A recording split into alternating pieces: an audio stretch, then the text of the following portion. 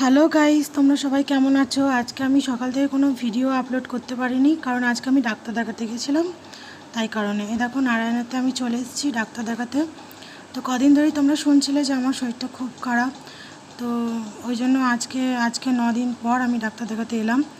Doctor দেখাতে এসে দেখো আমি আর ডোডো বসে আছি ওয়েটিংয়ে, যে কখন ডাক্তার ডাকবে। আমাদের প্রেসক্রিপশন রেডি করাচ্ছে।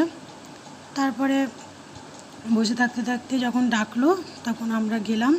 এখানে চলে এসেছি কারণ এখানে তোমার প্রেশার মাপা হবে আর ওয়েট মাপা হবে, তারপরে ডক্টরের কাছে যাওয়া হবে। তো এখানে দেখো সব বসে আছে। তারপরে আমার প্রেশার মাপলো, প্রেশার মেপে এই দেখো আমার প্রেশার মাপছে, প্রেশার মেপে আমার ওয়েট নিল।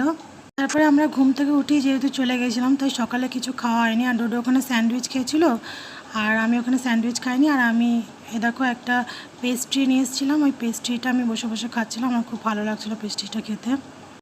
তারপরে আমি পেস্ট্রি খেয়ে দেখো বসে আছে। দেখো আমার প্রেসক্রিপশন রিপোর্ট, ওখানে ওষুধ পার্লার নিয়ে আসা হয়েছে। এবার আজ থেকে আমি ওষুধ স্টার্ট করব, দেখি খেয়ে কেমন থাকে। তারপরে ডাক্তার তো বলেছে যে ইউএসজি করাতে হবে, ইউএসজি রিপোর্ট, ব্লাড টেস্টের রিপোর্ট দেখে জানাবে যে কী হয়েছে।